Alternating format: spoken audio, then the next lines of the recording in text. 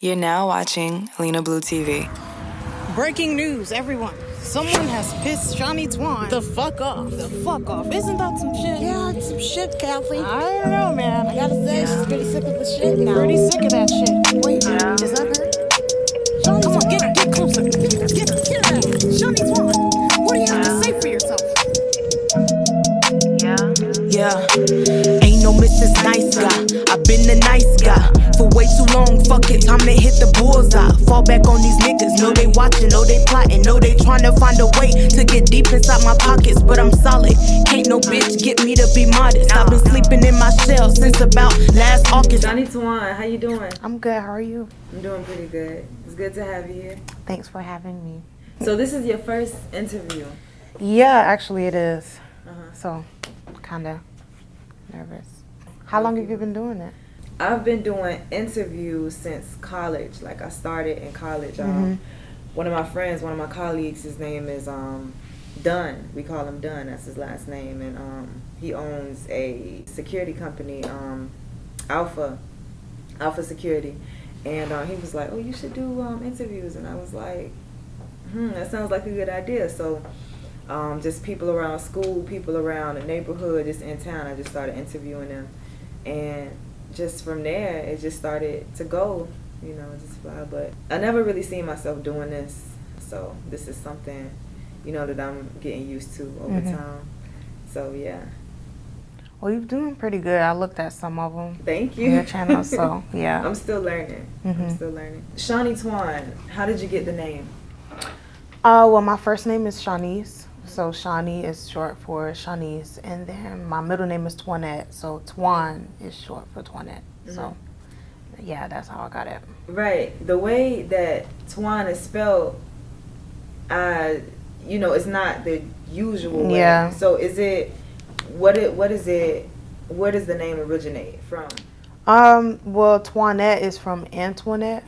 So my aunt's name is Antoinette, and she gave me my middle name. So she was like, with my mom, she was like, "Oh, if I guess that she's a girl, you gotta name her Toinette." And then my mom was like, "Nah, that could be her middle name." So then she gave it Toinette, my middle name, but she just took the "an" off and didn't change the spelling. So yeah. She got it in there some kind of way. Yeah. So both of them were happy. So you're from Orlando. You were born in Orlando, but you moved to Riviera Beach, and now you're back in Orlando. So tell me what brought you to Riviera Beach. Well, right after I was born in Orlando, my parents actually moved to Miami, and I was like all over South Florida, basically. So I moved back with my mom maybe when I was still a baby, and I was in Tallahassee.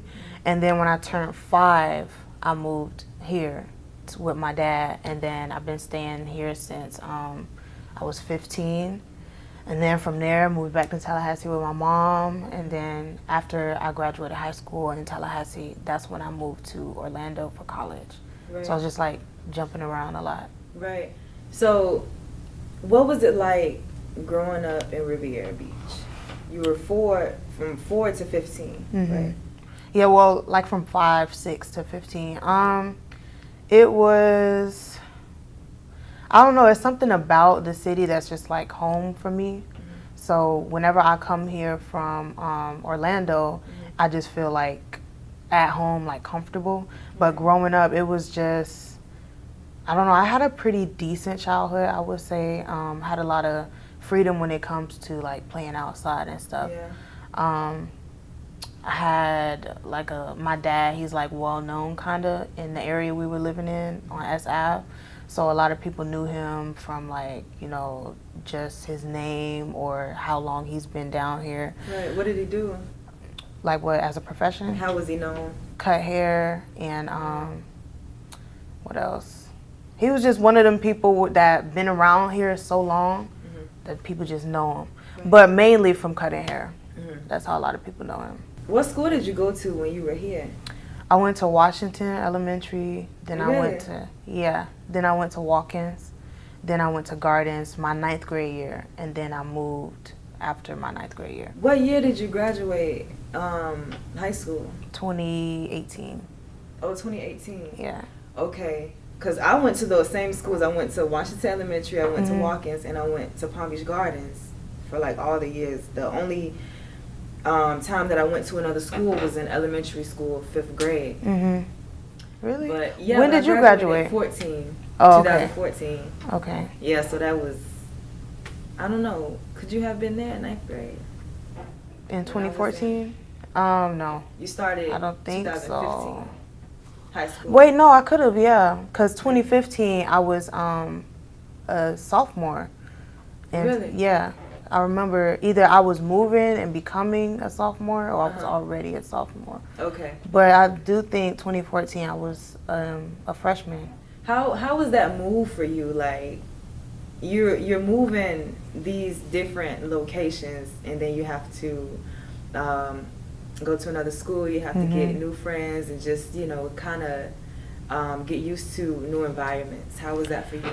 It was rough because like getting used to new locations in general is rough because then you like the new girl all over again.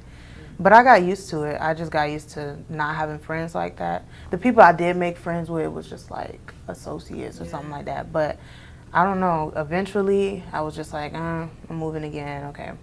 And it was just like normal. So at first, was it like sad for you? Like, not really. Like I said, I didn't really have close friends. Yeah. So it wasn't like, oh, I'm moving and I was sad to leave my friends. It wasn't like that for me. I don't know. I was just like, if anything, I was ready to go. Yeah. Because growing up in like those schools and stuff, it was a lot of bullying going on. And then back then you got bullied for being like Haitian and stuff. And then it's like now everybody want to be Haitian. Yeah. But like growing up, I got bullied a lot for being Haitian, for just looking how I looked, like the clothes I wore and stuff. So when you going through something like that, friends doesn't really matter. Like it doesn't really change the fact that you got all this other stuff going on. So when it was time to move, I was ready to move. Like I was like, okay, let's go. I'm ready. So. Wow. So how does that play out in your life today, like as far as just getting up and just moving all of a sudden? Does that have anything to do with your life now as far as your relationships and how you go about different things and things like that? Well, my parents split when I was a baby, so that has a lot to do with the moving. So moving back and forth with different parents. I believe it was one point I actually stayed with my grandma in Miami. So, when your parents split at a young age and the co-parenting starts happening and stuff, it's hard to stay with one parent and then communicate with the other one. So it's a lot of back and forth. So when it come to that, like I said, since I grew up on it, I just got used to always moving and bouncing around. But it does get tiring because eventually you want to make one place like, okay, this is where I want to stay for a while. I'm tired of moving and stuff. But yeah, I don't know. Like I get used to a lot of stuff if I'm brought up on it. Since I was brought up on moving a lot, it was just one of them things that was normal. Like I really expected to move at any given point. So. What about now? Do you like still feel that way? With moving and stuff? Yeah. No, like now, You just kind of just want to I'm be safe. done. Yes, I want to stay in Orlando for like a while. I've been there since 2018, so yeah, I plan on staying there for maybe a few more years. But I'm tired of moving. Like I just want to stay in one. Well, I'm actually moving right now. Wow. I'm moving right now in Orlando. Like this is gonna be my 3rd apartment. So when I first moved there, I had one apartment at one location. I stayed there for a year, and then I moved to another apartment. I stayed there for like maybe 9 months, almost a year, and now I'm moving again. So, but it's within the city, so I guess it's different. But the place I'm moving to now, I plan on like being there for a while. So, we have a question from a supporter, Yatello. What made you start writing? Okay, story time. So when I was in 3rd grade, I had a teacher, Miss Jackson. We had an assignment to make up a story, a poem, or something with vocabulary words. So I had like maybe 12 vocabulary words, if I'm not mistaken. And I tried to make a poem, but with the words that we were given, I was like, it doesn't really sound right, like trying to make a poem out of it. Didn't want to really make a story, so I made a rap out of the vocabulary words, and this was my 3rd grade year. So I took those words, I made a rap. I stayed up all night just going over it and over it. Yeah. Then the next day I showed my teacher, and she was like, you should perform it for the class. And I was like, yeah, I don't know. But I did it anyway, and then that was like my first performance with rap. 3rd grade. Yeah, and everybody like loved it. So I was like, I'm pretty good at this. So from there I started making raps and writing and stuff. Right. So were you like cool at that point? No. No. I was never cool. Like I was never like the popular kid. I was the known kid, like people knew who I was, but I wasn't popular. Yeah. So but from there they was like, oh, she can rap and stuff. But I was still that quiet, you know, kid that was like reserved or like by herself all the time. Yeah. But I never like took that and like made it this big thing like, oh, now I'm this popular girl. I just stayed the same. So what's the main difference between being popular and being known? When you're known, you just, like a lot of people that you don't even know of you. Yeah. Like they don't know you specifically, they just know of you. When you popular, that's like everybody speaks to you. Everybody go out their way to like try to plan stuff out. Even like teachers and everybody just know you, and you talk to everybody like if you walking down the hall and you a popular kid, then it'd be like, hey, what's up? Yeah, and you talk to everybody that you see, you know. But if you just know, it's just like oh, I know her. Yeah. You know, it's like, you know, it's not really like, oh, I want to sit with her or want her to be my friend. You just, everybody know who you are because y'all went to school together or something like that.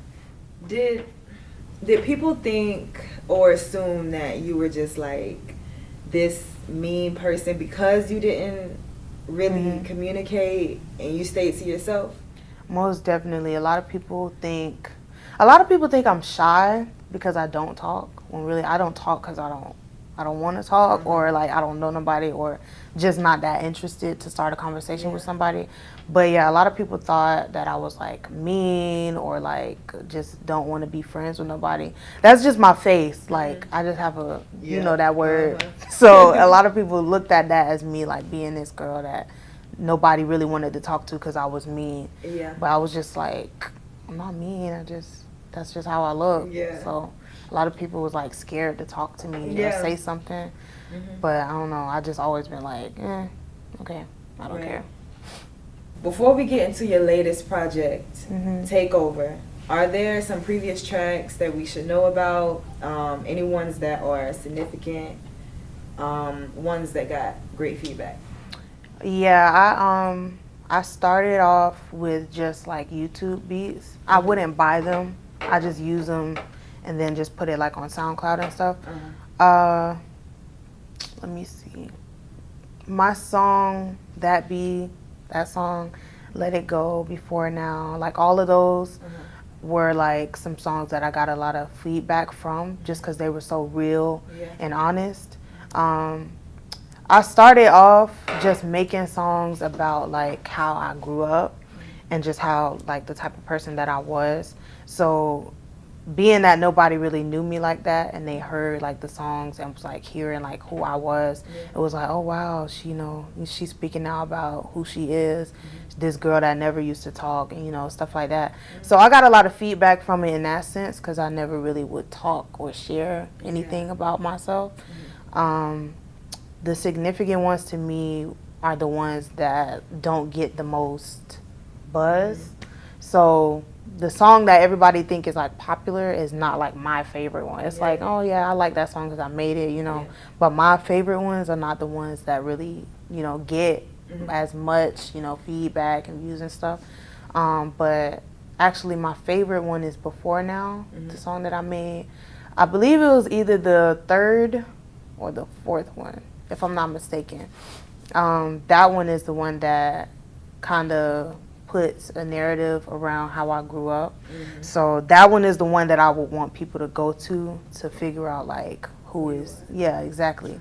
So before my mixtape, I would say those 3 tracks that I named, those are the ones that are like the most significant for me.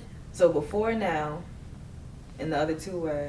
Before Now, That Be, and what was the other one? Did I say Let It Go? I think you Yeah, said, yeah. that Let It one, Go. yeah. These tracks are all real, all of which are your own experiences. Anything you regret?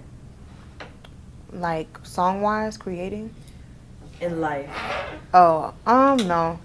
I don't regret anything because everything I've went through and done, every situation made me who I am now.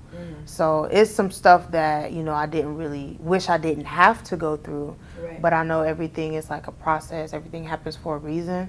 So because of that, I wouldn't really change anything because then it would be like, it'll change the way I was like growing and who I became.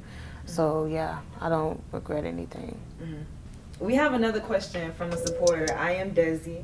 I want to know, when is the next album? I don't know about album. I'm not really in the place where I want to create a full album just yet, like, you know, with 12 tracks and stuff. Yeah. But the next EP is going to be in like a few months. I don't have the exact date yet, but it is in the works. I'm still working on it and putting everything together. So at the latest will be the summer, at the latest. So what determines when you release your next project, EP? I usually try to put it all out on my birthday or like as like a gift to myself. Like if I want to do something for myself, I want to put something out. But if I have like enough singles out and I want to put like a bunch of stuff out at once and then like take a little break while I work on other stuff, then I'll put a project out. Or if I went a while without putting a like project or any music out, then I'll put a project out. So it's really like how I'm feeling, like, do I want to put one out or not? And if my supporters, like the people that do listen to my music, if they request it enough, then I'll be like, okay, yeah, I need to put something out. Right. Now, what's the difference between an album and an EP? I had this question so much since I started making music. I honestly don't even know. I think it's just the number of tracks or like, I don't know. That's a good question. It seems the same. It just seemed like one is more like longer than the other. It got more tracks. Yeah, I see Nigel over here. What's the difference, Nigel? The difference is the length. The length, right? Yeah, that's what I EPs thought. versus LPs, but they switched it up so much to make like shorter albums considered albums, so they can be considered for like Grammys and stuff like that. Yeah. So it's just the length of it. Yeah. Okay. Yeah, I thought so. This is like a walking encyclopedia. This guy, Nigel. So, how do you see yourself as an artist? Describe yourself in 3 words. I'm gonna say authentic, creative, and unique. That's the words I'm gonna go with. So tell me why, briefly, those 3. Authentic because everything I make is like, it's real life stuff.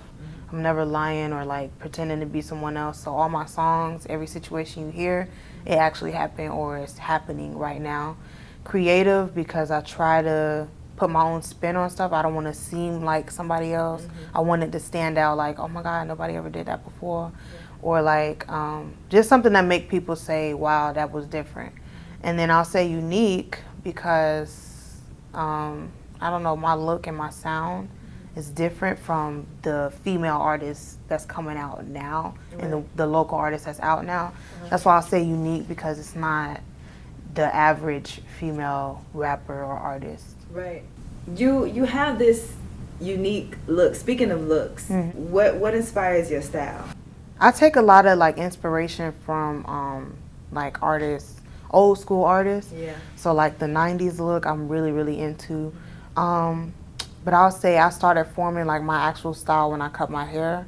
That's when I started saying, okay, now I can vividly see how I want like my image to look. Because before I was kind of finding myself, like I would get sew-ins, braids, like a whole bunch of different outfits and hairstyles. Like if I show you a picture of me with hair and then me now, it looks like 2 completely different people. Right. So I feel like when I cut my hair, that's when I found like who I am as far as like appearance wise. But I take inspiration from 90s artists, like old school artists. I'm in love with like their fashion and stuff. Eve, specifically, of course, like Aaliyah, like I love her style. Even Tupac, like the looks I'm planning on recreating some of his looks actually, because like his outfits, like it's just like indescribable of how dope it is. So to have that transformed into like my style and like the female version, that's like something I'm really excited to do. But I'll say 90s era is kind of what inspires me when I'm like picking out clothes and stuff. So when you cut your hair, how was that for you? Was it scary? Was it? It was very scary What because made you cut your hair? spending a lot of money on hairstyles. And you know, like especially when you're natural, the products are really expensive.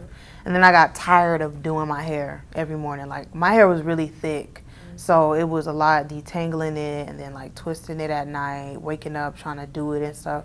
And then I would just be spending a lot of money to get my hair done. And I don't like sitting down for hours getting my hair done. So I was like, felt like I was wasting money on my hair. I was spending so much money on it. And then one day I just woke up, I was like, you know what? I'm gonna cut it off. And I was scared. And when I got to the shop, the barber that cut my hair originally, I was telling him to just do it before I changed my mind. So when he did it and it was gone and like all my hair was on the floor, I was like, oh my God, I hope this don't come out ugly or like make me look weird. But then when I saw, I fell in love with it and I was like, this is like the best decision I ever made. So yeah. Wow. So who cuts your hair now? My dad. He cuts my hair. What's his name and where's he located? His name's Frank, actually. That's my dad. So he's located here in Rivera. He cuts hair here at the Fade Gallery. Of course, I'm in Orlando now, so he doesn't cut my hair as often as he would. But whenever I'm here or whenever we're together, he always does my haircuts. But now it's a barber named Lewis. He's located in Orlando. Shout out to him. We have another question from BB Boss Chick. She says, what artist influenced you? And I'm guessing she's speaking musically. Tupac is at the top of my list. Tupac, Left Eye from TLC. Right. Who else? I'm gonna say Lil' Kim. I see that in you, like the old Kim. Yeah, I get that a lot actually. Lauryn Hill. Who else? MC Lyte. MC Lyte. Yeah, those who I take my inspirations from. Each like it's like one thing from everybody. Yeah. So well, Tupac is like everything. Like that's my favorite artist, favorite rapper, favorite everything. He's at the top of my list. Lil' Kim, as far as her delivery, her tone, like the way she raps, not necessarily what she rapped about, but the way she delivers her messages in her songs. That's what I look up to because I like the way she, the way she says it, everything. I love her flow. Now, what about Left Eye? Left Eye, she's on the artistry side as far as how she creates her songs and stuff. I don't know if you watched her documentary. It's like it's on YouTube. So her not necessarily her look, well the 90s look of course, but the way she creates her music. So her thought process, where she takes inspiration from her real life situations and she puts it in her songs and stuff. So in that era, I would say that's where I take inspiration from her. When I was little, I went through this phase, like I was a fanatic. Like I had Left Eye posters everywhere. I had pictures all over my wall. I learned all her songs word for word, so I was like obsessed, a little bit obsessed with her. But it was something about her that just like drew me into how mysterious she was and how misunderstood she was and how it was like no other artist you can say that was like, oh, this is like another Left Eye. It's like only one that you could ever like pick out. So her, she's in this area where nobody can touch her, like no female rapper. She's just so different, and I love that about her. So speaking of Left Eye, TLC, TLC is a female group that promoted safe sex. Condoms represent safe sex. Protection is priority, something we stand by strongly. And the most noticeable thing would be, bam, left eye's condom over her eye. Bang! It's catching. Boom! But it's a good message behind it, because all we're saying is not to have sex, but if you are having sex, choose to have safe sex. Because we feel that if we do something as bold as wear condoms, like, you know, as a fashion statement, that people will tend to pick it up easier and not look at condoms as something so gross. Because we found that a lot of teenagers will go to the store and look, go, oh my God, my friend might see me buy a condom. I won't do it. And they'll go have sex. But these days you can die like that, and it's not worth it.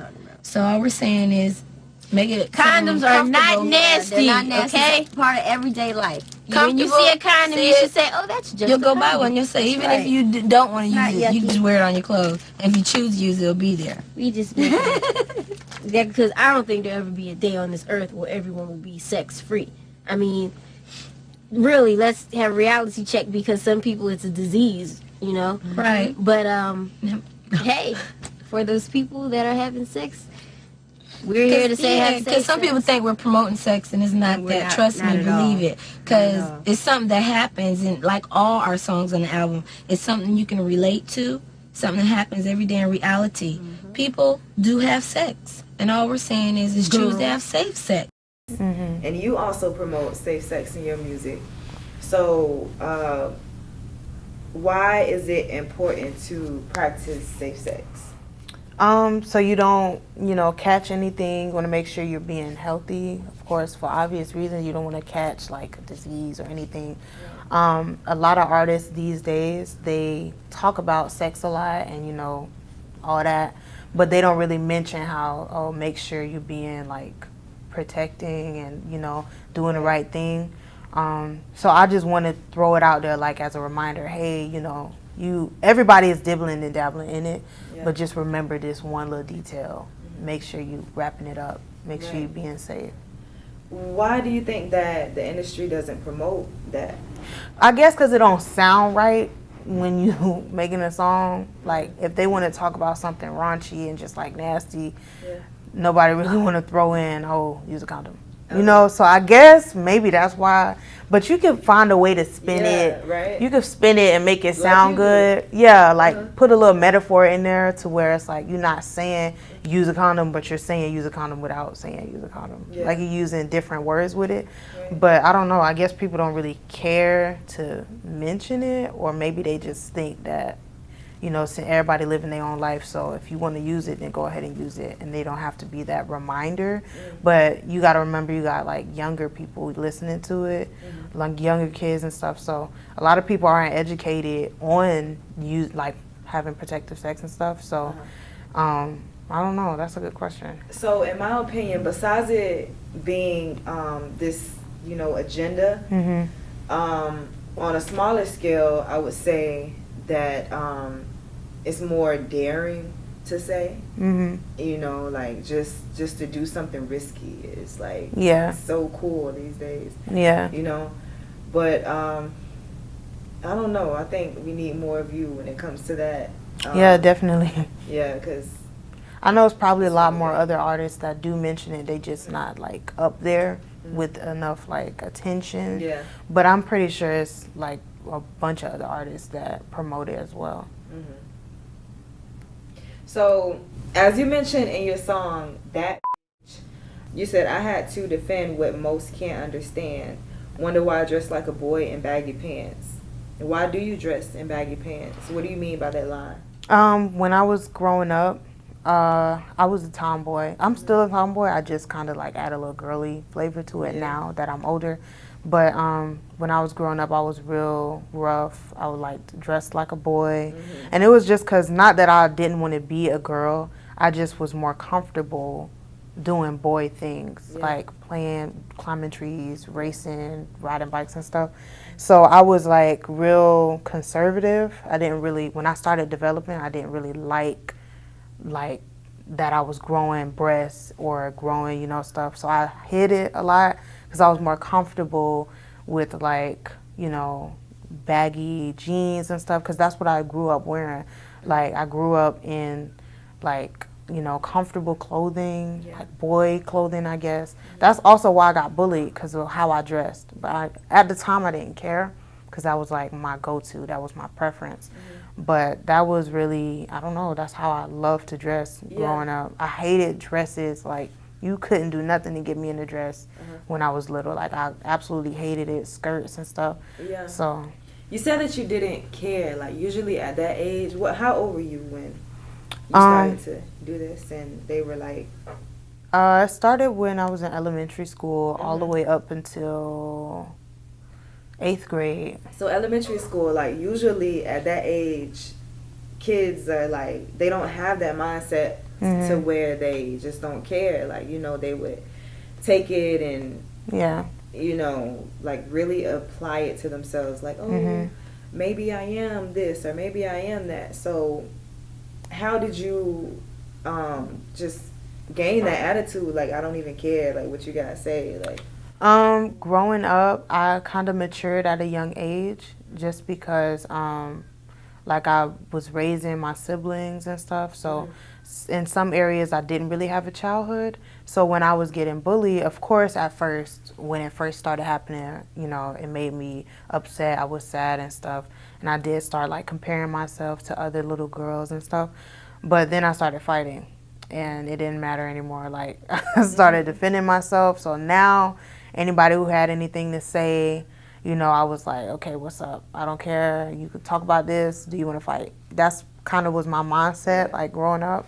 So in that sense, that's why I didn't really care, you know, what people had to say from there, because I knew I could fight and I knew that I could defend myself. So I stopped feeling sorry for myself. I stopped, like, questioning, you know, what my parents bought for me to wear or how I dressed and how I styled myself. I started really just saying, you know, I'm not this little girl. I'm this way. It ain't nothing I can do. So if they got anything to say about it, then we could fight, or, you know, that's how it was. So at a young age. Wow. Yeah. We have another question from a supporter. Milk for You 6 says, what keeps you motivated? My family, most definitely. They keep me going. They keep me, you know, in a good headspace.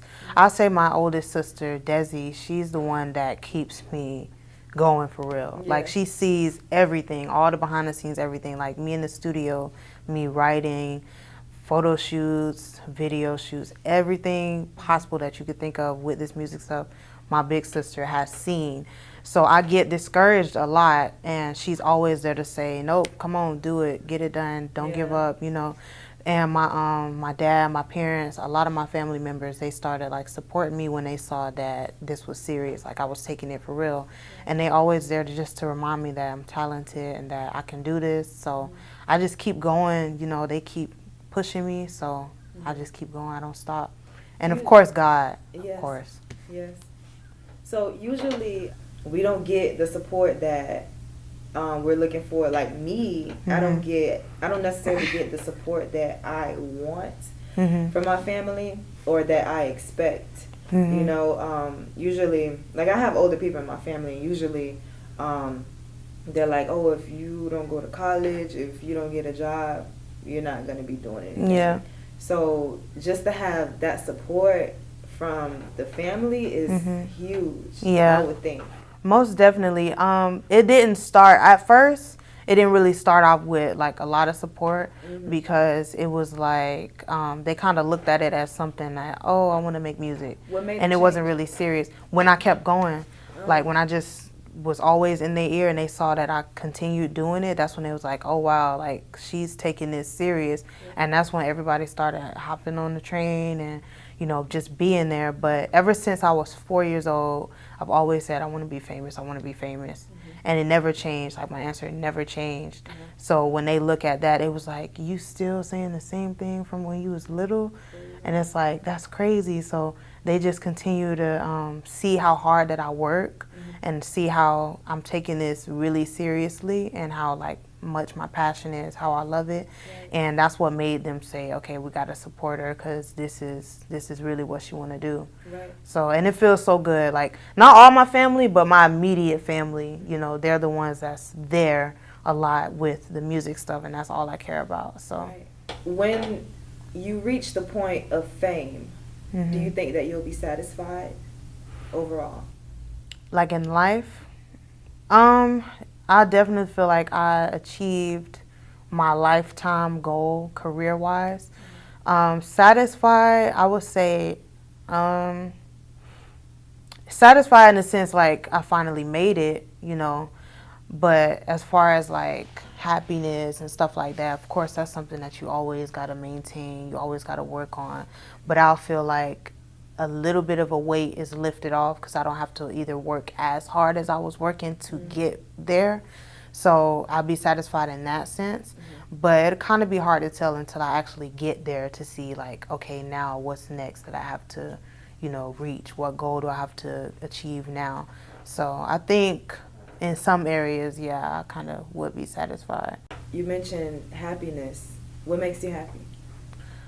Music, my family, God, food, watching TV. I'm a homebody, so if it's not something concerning my music or my family, I'm in the house all the time. And it does sound like kind of like couch potato, but I find like solitude in being like alone, comfortable with a good movie and eating and just chilling and watching TV. Like that's my thing.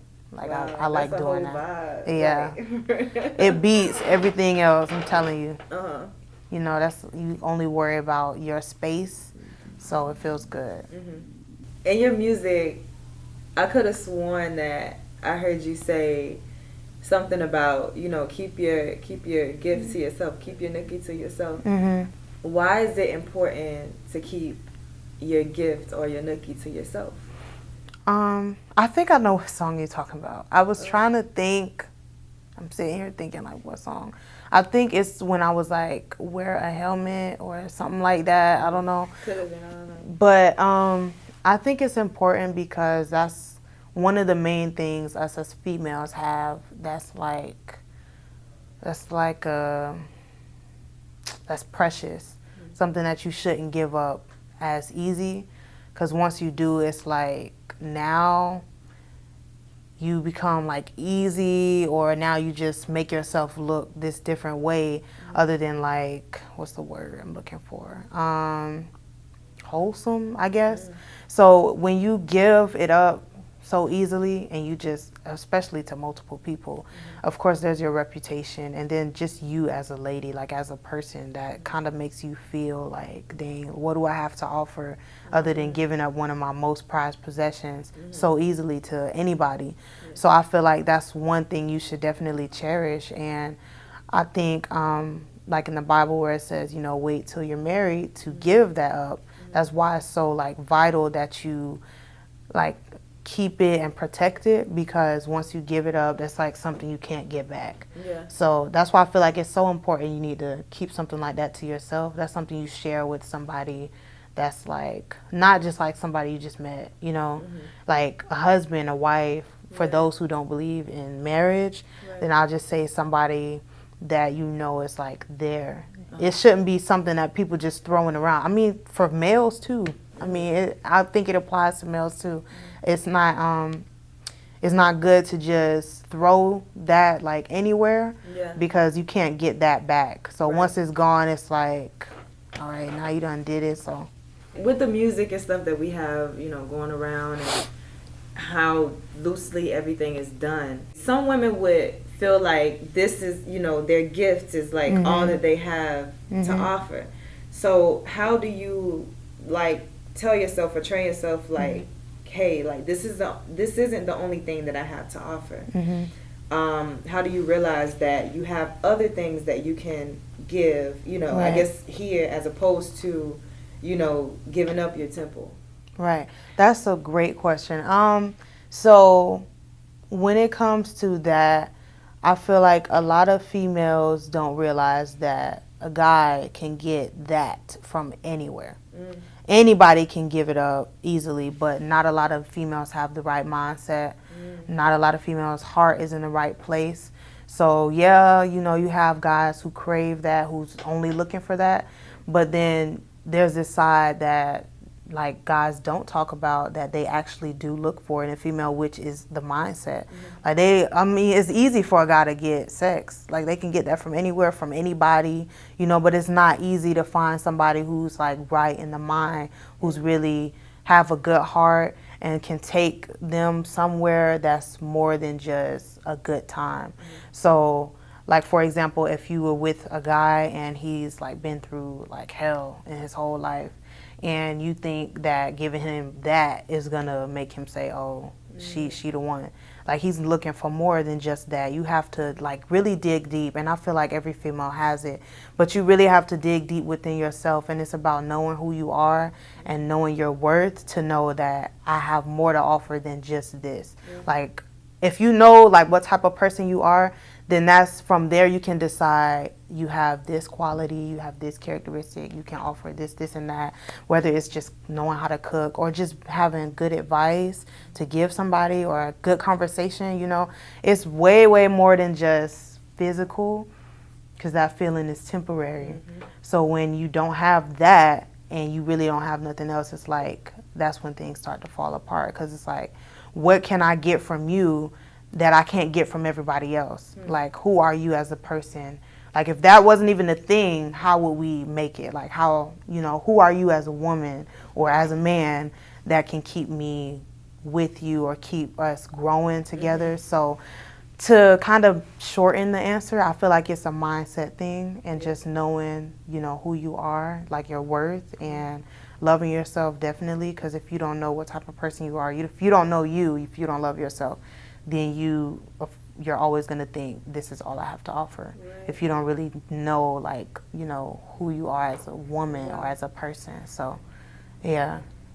Shani Toin 101. Yeah, so the remember that. In your music, you mentioned heartbreak.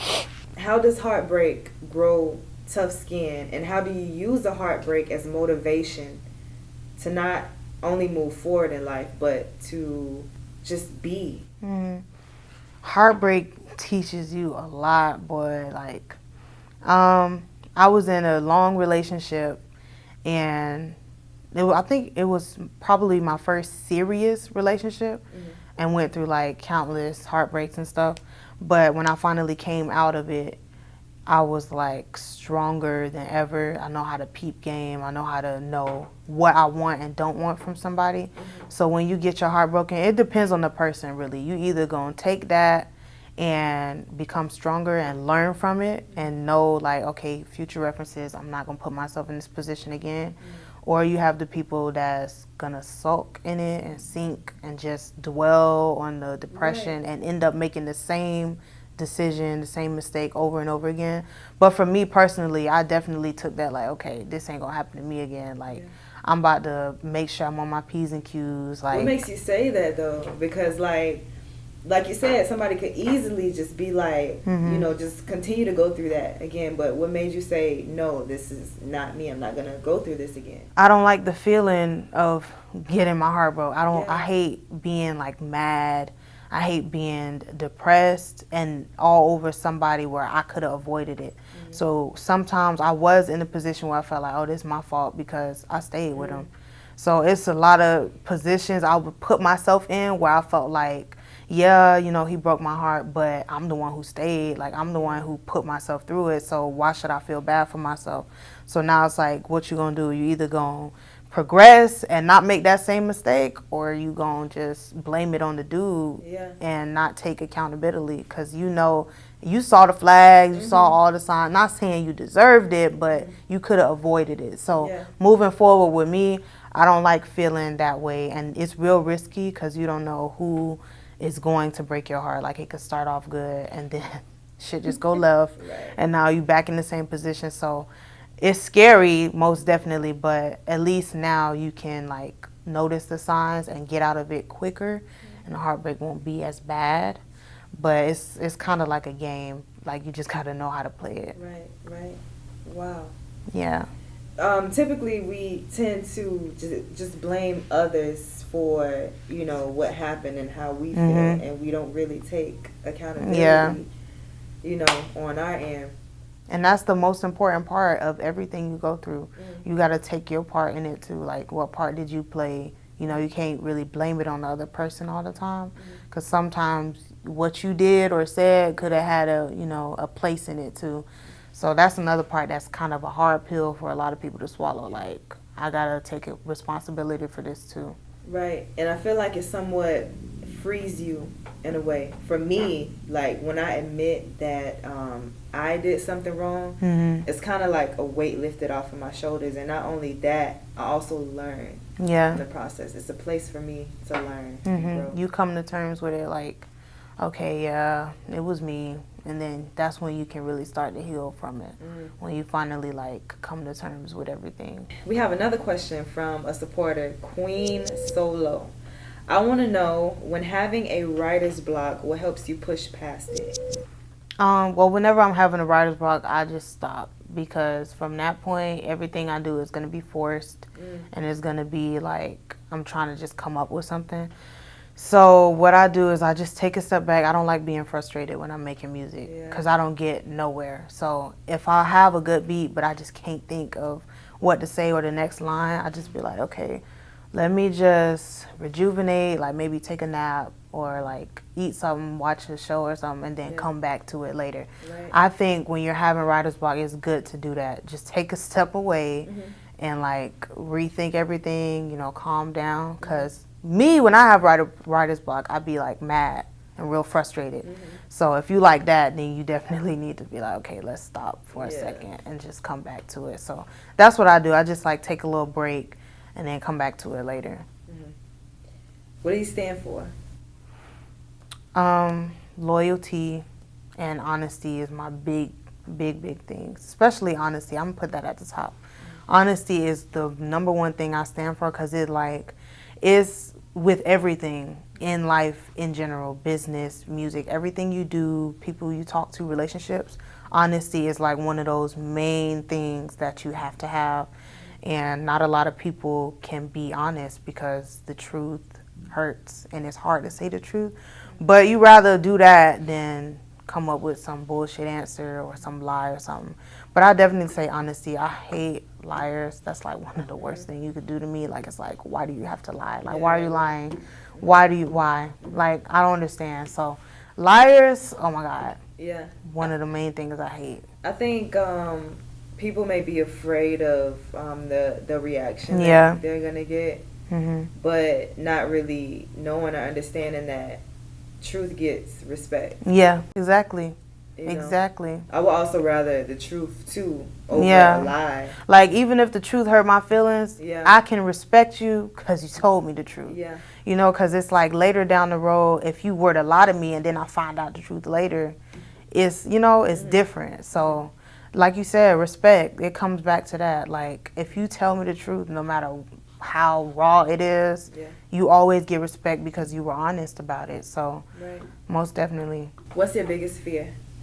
Failure is my biggest fear. I can't fail. I refuse to fail. I won't fail. It's one of them things where I'll do whatever it takes, sacrifice, to not be at the bottom or to not fail. So I'll say, that's one of the main things at the top. That's why I go so hard, because I just refuse to fail.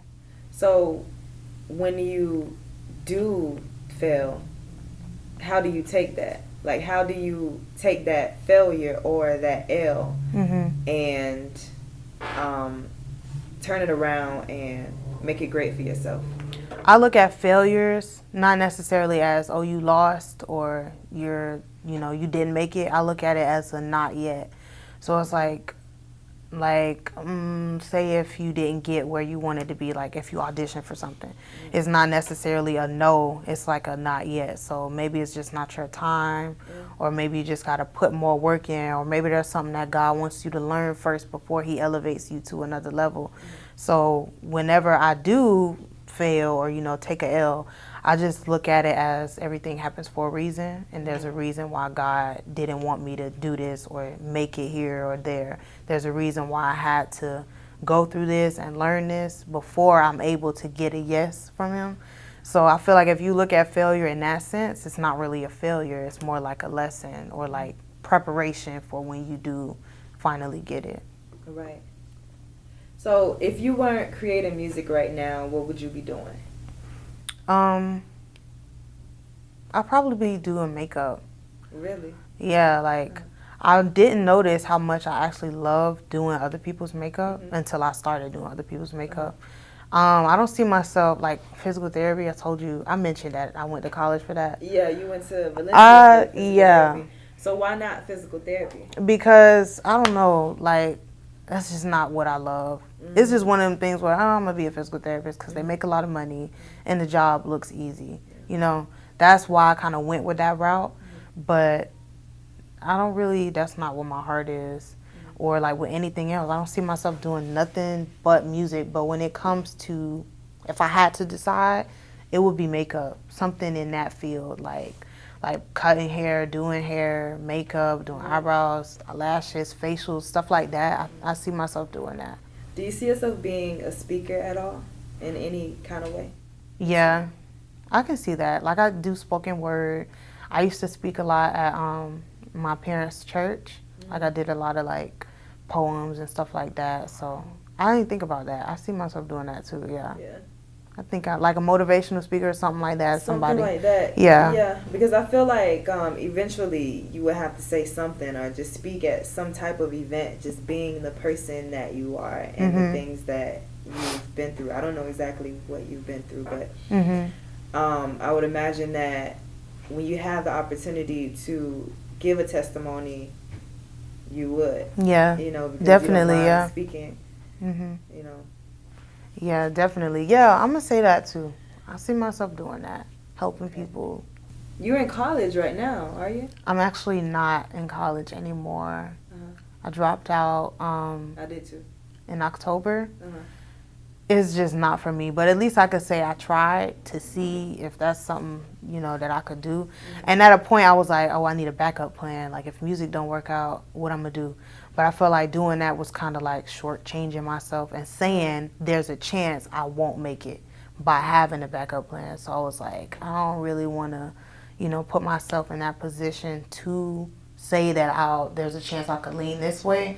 And I was just miserable. Like college is no joke.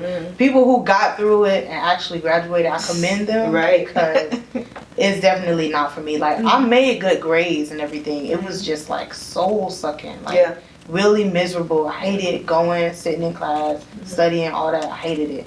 And I was like, why am I wasting time doing something that I don't love? This is not what I want to do for the rest of my life. So I was just like, you know what? I'm done. Can't do it no more. It wasn't worth it. Yeah, me too. For me too, high school was bad enough for me. It was bad enough for me. So like college, like towards the end, like before I quit, I was like literally depressed. Yeah. Like I wasn't even going to class. I was just, like, and now you understand why a lot of students go through depression, suicides and stuff. At first I was like, is it that serious? But when you actually in it, you understand like it's something you can't even describe. Who do you see yourself collaborating with locally and within the industry? Locally, I don't really know any artists that I would collaborate with just because I'm not like seasoned on upcoming artists. So I don't know when it comes to that. It's like something I got to think on for local artists. But industry wise, I would say J. Cole. I would say Drake. I would say Ice Cube. I would say this is one rapper. His name is I think it's Boogie. Not a Boogie with the hoodie. Not him. It's another one. I would say him. Doja Cat. She's interesting. Yeah, she's amazing. She's really, really talented. Who else? I'm gonna say Lucky Day. Oh my God, I love Lucky Day. Yes, oh my God. I would say him, Big Sean. The list goes on. Like I have a lot of people that I would. Frank Ocean. Oh yeah, he's a really good artist. What about Tyler, the creator? Oh He's yeah, like- yeah, him too. Cause I could see like something real dope coming out of. He's real creative. Like he'd be Yes. thinking of stuff nobody would think of. So I definitely see, something with him too. Chance the Rapper, like the list goes on. It's a lot of people.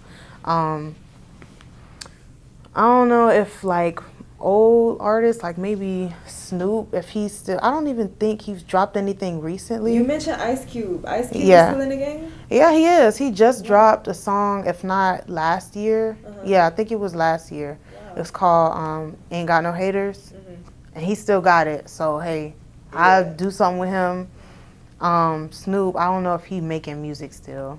But if he was willing to still, get in the studio, definitely him. Of course, if Pac was still here, definitely him. The Brat. What do you want to say to the people who look up to you? I'm gonna say don't give up ever, no matter what your circumstances, no matter what your situation is. God's plan is always bigger than you, bigger than me, bigger than us. So as long as you just keep going, you start to understand your purpose more, understand why you went through certain things. So my main thing is not giving up, no matter what. Just keep going, keep fighting, no matter how hard it is. As long as you have a good head on your shoulders, then you'll always excel. So, Right. yeah. Amazing. Now, how do you know the difference between the right thing to do and just the wrong thing to do? Because like you could be going at something just all the time and it doesn't grasp. Mhm. So how do you know what's right and what's not right? What's right, it'll feel right. What's wrong, you'll have a feeling that's like uneasy. It won't be like running smoothly. Like for example, with me going to college, the whole time I was there, it didn't feel like something that I would be doing. It didn't feel right, but as soon as I stopped going, it's like a big weight just lifted off of me. And I was like, oh my God, yes, like I could breathe now, I can relax. So it's just like, you have to listen to your intuition. So if something's telling you, hey, stop, don't do this, then that's the wrong thing to do. But if you moving smooth and everything's going pretty well, that's how you know that's the right thing. You getting blessed, and you're moving without any obstacles and stuff in your way. That's how you know you're on the right path. Wow. Well, that has been Shani Toin. Thank you for coming. Thank you for having me.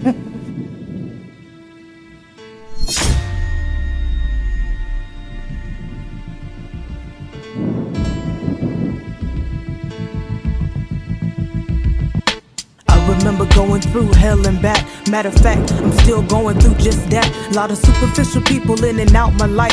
Headstrong, I'm a beast, molded sharper than a knife. I don't fight with the enemy, I just pray for him. I'm a diamond shining entity, I can't wait for him. I can't pick and choose my battles, I get hit off demand. Catching me off guard, leave you bleeding where you stand. Not the richest, cause money can't make you clever. This survival of the fittest, make it through you get better. God been teaching me patience, so I wait for my blessing. I ain't moved by temptation, always lonely and depression. But I'm guessing the homie got a bigger expression. When he see I'm living life, better yet I'm progressing. He's still pushing and pressing, while I leave him distressing. Only know the real difference when his hand ain't caressing. Blow your mind, I'm something like a fucking explosive. I can get my hands dirty, bitches moving like motors. Remove attachment so I don't feel emotion. A baby raised miracle, a father like Joseph. Tell me that, how can he produce such a life? Have you bowing on your knees, have you praying for rights? It's a test, cause black people easy influence. Getting pumped with meds, why the whites be so fluent with their privilege? Bet they roam the streets with glocks. Black man gunned down just for roaming the block. I can't stop it if we don't come together for change. We can stop all the killings with the lives to arrange. It's a shame that Nipsey died spitting the truth. Only worried about our future, trying to raise up the youth. What Pac said, what Tupac said. Staring through my rearview, motherfuckers want me dead or alive. I guess they'll be the judge of that. Spare change bitches outside the laundromat. Got more hope in a bitch than the ones I grew up with. And I'm feeling like shit, cause I had to grow up quick in my mind. Success is so hard to climb. Bitches selling pussy, guess respect is hard to find. With that biggie though, sky's the limit. Move like timid, Sam Cooke, wonderful days. Wonderful women surrounding me, guess I gotta count the heads. Guess you gotta be smarter when you chasing the bread. Guess the niggas in the wrong, rather be right instead. Fuck boy, you ain't know, bitch, I been ahead with it. And Lil Kim is the boss for that. Rumble with the beehive like I tossed the back. My hands too clean, too silky smooth. Put a nigga on his knees till he tell me the truth.